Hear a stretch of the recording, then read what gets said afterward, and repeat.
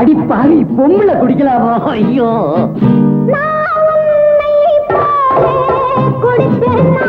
ஒரு பொறுப்பில்லாமே இருப்பேன்னா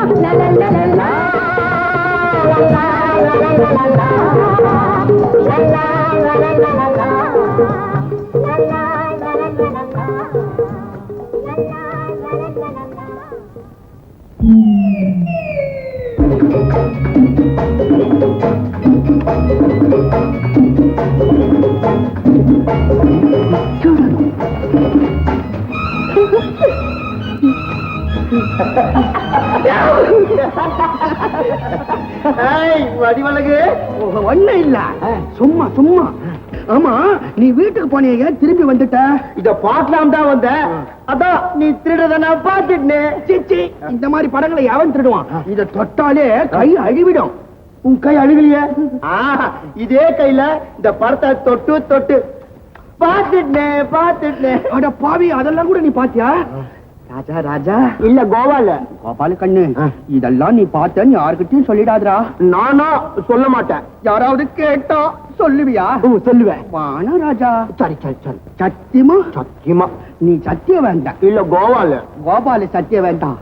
சத்தியத்துக்காக பொண்டாட்டி புள்ள குட்டிங்களையே பறி கொடுத்தவங்க பிறந்த நாடுறா இது. இந்த படத்தை நான் திருநேன்னு காட்டி கொடுத்துறாஜா.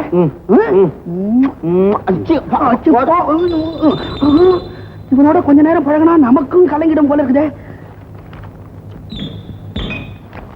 அது ஆச்சரியமா இருக்கு. நம்ம வீட்டோட கணக்கு புத்தகத்துக்கு வெளியில போட்டு வச்சிருக்காங்க. கருப்பணன் வசம் 25 ரூபாய், அபிஷேகம் 35 ரூபாய், கிருத்திகைக்கு ஏழைகளுக்கு கஞ்சி ஊத்த பூசாரி வசம் 250 ரூபாய். கணக்கு யோ கணக்கு தம்பி, என்ன ஆச்சரியமா இருக்கு. அப்பா கூட தான தர்மம் செய்ய ஆரம்பிச்சாரு. ஆமா, என்னைக்கு கிருத்திகை? என்ன தம்பி இப்படி கேக்குறீங்க? இன்னைக்குதான். அப்ப இந்நேரம் கோயில கூட்டம் எக்கச்சக்கமா இருக்கும். அதெல்லாம் கிடையாது. அந்த பூசாரி எங்கேயாவது மண்டபத்துல விழுந்து தூங்கிட்டு இருப்பாரு. ஓஹோ, அப்ப காலையிலேயே கஞ்சி ஊத்திருப்பாங்களா? கஞ்சியா? என்ன என்ன என்ன கணக்கு புத்தகம் எழுதிருக்கீங்களா? தம்பி தம்பி தம்பி ஏன் பாத்துறீங்க? ஐயோ, இந்த கணக்கையா பாத்துட்டீங்க? இந்த அடியில இருக்க பாருங்க, அந்த நோட்டை பாருங்க. எவ்வளவு நோட்டியா? 9 நோட்டு இல்லையா? பாபு, என்ன கணக்கு பிள்ளையோட தகராறு? கணக்கு பிள்ளையோட தகராறு இல்ல, கணக்கோடு தான் தகராறு. கிருத்தி எண்ணிக்கை. ஆமாமா, கிருத்திக்கு ஏழைகளுக்கு கஞ்சி காய்ச்சி ஊத்தணுமேனு கணக்கு பிள்ளைகிட்ட பணம் கொடுத்தேன். பூசாரிட்ட கொடுத்துட்டியா? கணக்கு பிள்ளை அப்பா கேக்குற பதில் சொல்லியா? நோட்டுல எழுத சொன்னீங்க, நோட்டு எங்க கொடுத்தீங்க? நீ உன்னையா விளையாட்டு பிள்ளை மாதிரி பணத்தை கொண்டு போய் நீயே கொடுத்துட வேண்டியதானேயா? அப்பா கணக்கு பிள்ளை வயசானவரு, உச்சி வெயில் வேற, அவர் எதுக்காக கஷ்டப்படணும்? பாவம். கொடுங்க, நானே கொண்டு போய் கொடுத்துறேன்.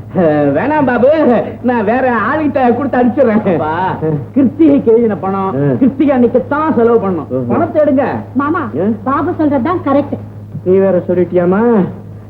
சரி, இந்தப்பா. தேங்க்ஸ் அப்பா. அப்பா உங்க புண்ணியத்தால இன்னைக்கு 4 பேர் வயிறு ரொம்ப போகுது, அதுவும் ஏழைங்க வயிறு. அவளா நாரடி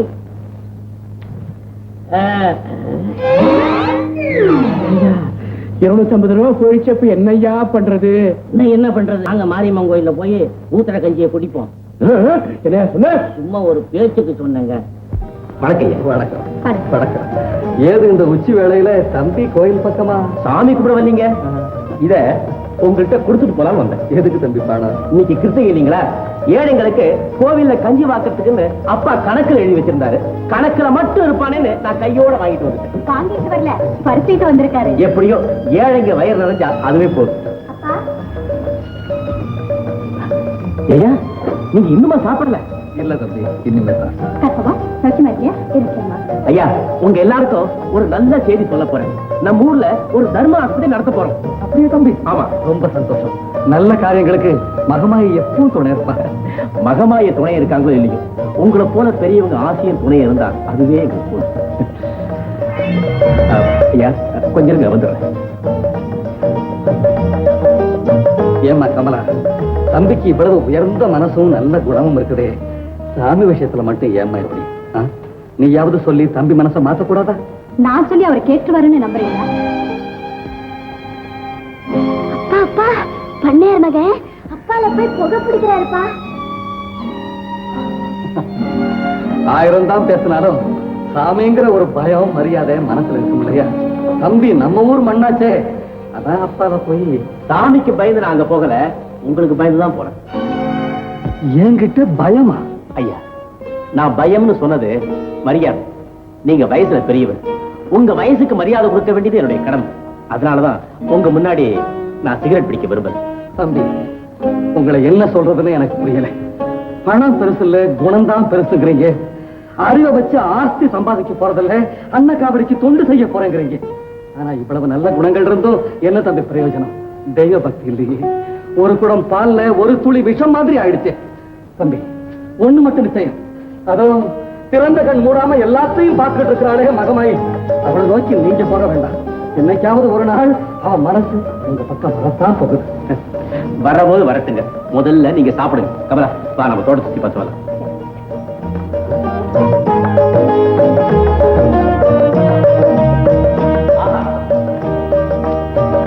கமலா, சாமி கும்பிட நான் இந்த கோவிலுக்கு வராட்டாலும் இந்த தோட்டத்தை பாக்குறதுக்காவது தினம் ஒரு தடவை வரணும் போல இருக்கு.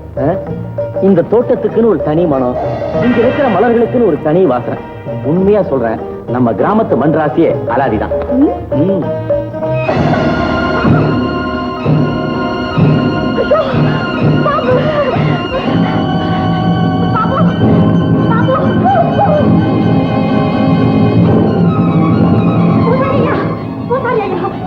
பாம்பு கடிச்சிருச்சு, சீக்கிரமா வாங்க.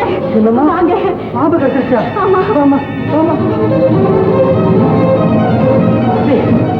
தம்பி, தம்பி இந்தா கட்டு போடு கட்டு போடு கட்டு, சீக்கிரம் கட்டு அப்பா இந்தா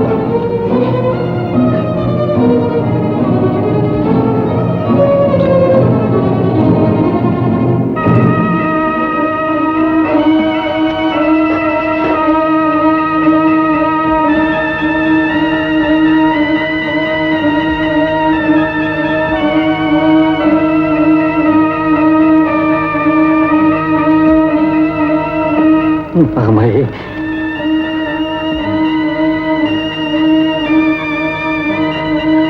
அம்மா அம்மா கஷ்டம் என்னம்மா என்ன பண்ணலப்பா இனிமே அவர் உயிருக்கு ஆபத்து இல்லை அவரை வீட்டுக்கு கூட்டிட்டு போனா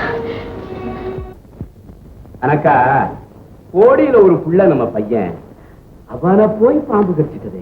நல்லவன் கெட்டவங்கிற வித்தியாசம் தெரிஞ்சு அது எங்க புள்ளைய போய் கடிக்குது. பெத்தவனை கடிக்கணுங்கிறியா? அதுக்கு ஒருவேளை தேதி இருக்க என்னமோ எனக்கு சும்மா ஒரு பேச்சுக்கு சொன்னாங்க.